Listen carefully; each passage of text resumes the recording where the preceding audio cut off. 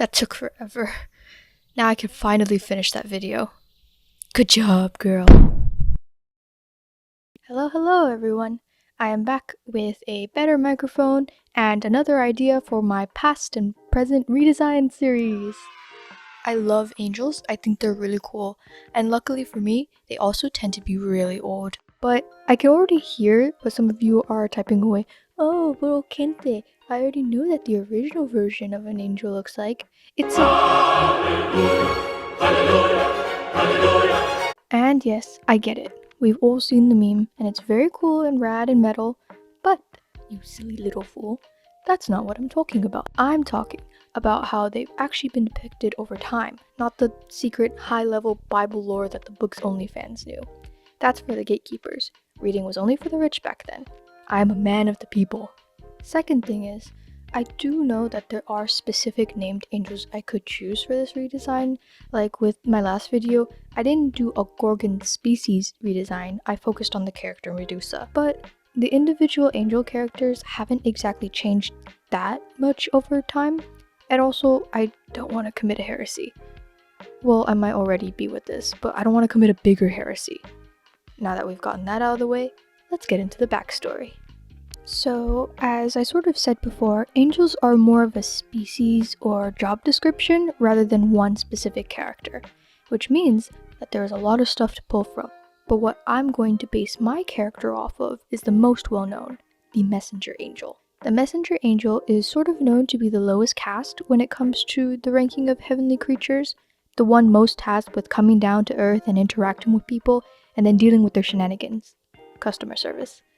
The religion that angels come from originated around the Middle East, and it's around that area that we can find some of our oldest examples that would establish how they look. Not like but instead as pretty standard humans with two main distinctions, a halo and big colorful wings. See, because of the art style of a lot of these works, typically on murals or in manuscripts, there wasn't a lot of subtle detail to differentiate characters, which is why even nowadays, a lot of religious iconography have one or two very distinct symbols, so that when people were looking at them back then, they could see that symbol and know who it is.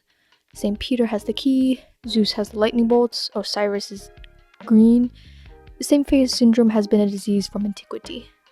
Also, not to be that guy, but I happen to have taken a course on the history of Ethiopia over this past summer, and so I still have a lot of that stuff still rolling around my brain. The way it relates to this video, though, is that I found out that Ethiopia was one of the very first kingdoms to become Christian, even quicker than the Holy Roman Empire. It's all super interesting, and I definitely recommend you guys all look into it yourselves as well, because if I get into it here, I'll never finish this video. But I am therefore using Ethiopia primarily as my basis for ancient angels, with just a bit of Byzantine sprinkled in there for flavor. So I don't want to see any comments about why you're not getting any golden curls. I love them too, but the Roman Empire should have been faster on the bandwagon to get this spot. Alright? Alright. For the ancient angel, I knew I wanted them to be a little bit more than just a perfect human imitation. I started on the bust first because I was inspired by the dark lines around angels' eyes in mural paintings. Objectively, I can tell it was just the design of human faces at the time, but it gave me the idea of how when people wear rigid face masks, they essentially have two sets of eye holes, and you can see the double layer and a little peek of their real face underneath if you look close enough. I really like the idea that literally everything else about their human disguise is perfect. They can open their mouth and talk, and every other part of their body is indistinguishable from a normal human. But they can just never quite get the eyes right. So you can actually get a little glimpse of the fact that it's not actually a human in front of you, it's a creature. And while the halo and wings are beautiful and glorious, the eyes still reflect a bit of the more uncanny, spooky nature of them, really drawing on the whole saying of eyes are the windows to the soul. The line art process for this was a bit scary because there was a lot of trust the process that I had to keep in mind. I gave them fluffy curled hair, and I couldn't help tying some of it back so it would create another set of wings behind their head. The pose with the hands pressed together is one I saw quite often, and I feel like it gives the impression that they're about to ask if there's something they can assist with, as when they're on Earth in these forms, it's usually to help or guide the humans. I had a pretty clear idea for the patterns and styling of the clothes, but a bit of trouble for the colors. making me go back and forth quite a bit. Overall, I decided to keep with the warm golden color scheme. I think it makes the angel look heavenly regal, but in a very beautiful, magical way. The wings were the most fun to color. They're huge, dragging on the ground with a shining golden exterior like a shield, while the inside looks like looking into the night sky full of stars. More so than even the halo, I wanted the wings to truly serve almost like a big flag of divinity, while still looking royal and welcoming. Okay, Okinte, you had your fun with your pretty humanish angel, but if you're going with what people think of angels now, then it's definitely time to draw the... No, I won't. But that's definitely more popular today, even with people outside the religion. Why not? Well, it is very scientifically backed, actually. Come here. I don't want to. Look, it's very cool and I appreciate the creative license, but the past renditions are the ones where I try to follow the guidelines. With the modern ones, I get to play around a little bit. I don't want to just redraw the spinning rings of eyes and fury with just my own color palette. I want to make my own little freak. The stories of angels haven't been completely revamped like other creatures throughout time. It's more that the tone in which they're seen has changed. The idea that even if they present as such, these are fundamentally not human seems to have really sunk into the general consciousness and made us a little bit uncomfortable. So really, the only strict thing I want to hold myself to is the idea that an angel's true form is rather incomprehensible.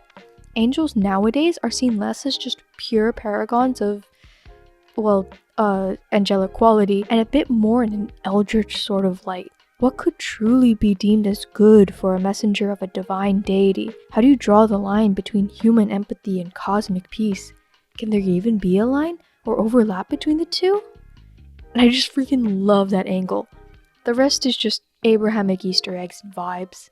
So, I'm not gonna lie, I had an immediate idea for how I wanted to execute my Eldritch Angel, but it was very much also a trust the process situation, which made me nervous.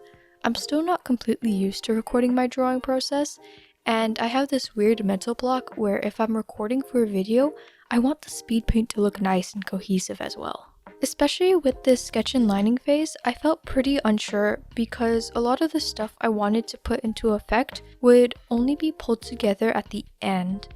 Even so, I pushed on. I wanted a big, genderless, feathery freak.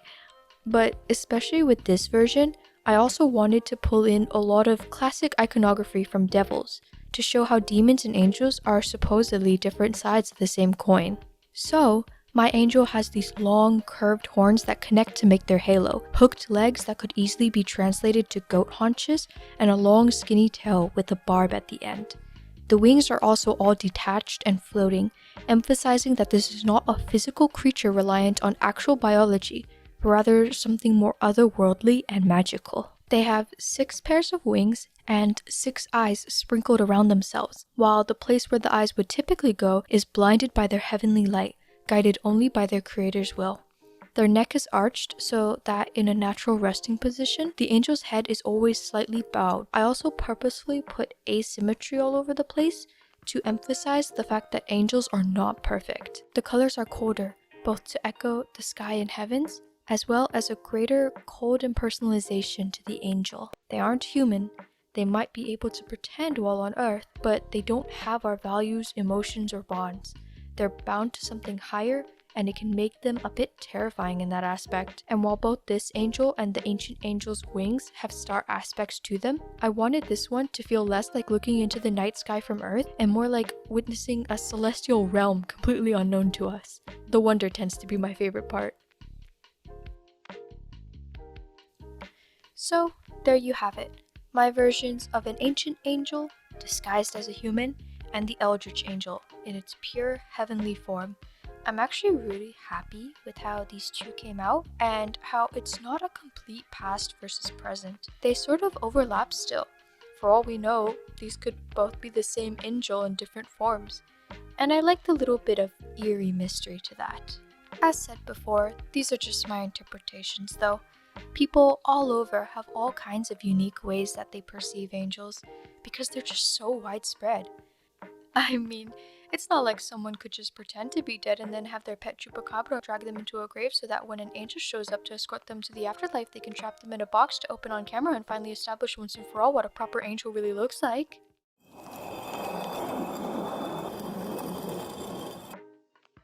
Oh wow, what are the odds? Now that we have my versions and I finally caught this guy, we can compare my drawings to the real deal and objectively figure out how right or wrong I was. The scratching noises and horrible screams of the dark unknowable universe promising fates I can't comprehend for my transgressions against an agent of holy omnipotent power seem to have finally stopped. So I think they calmed down in there. Ready? Uh-oh. Wait a minute.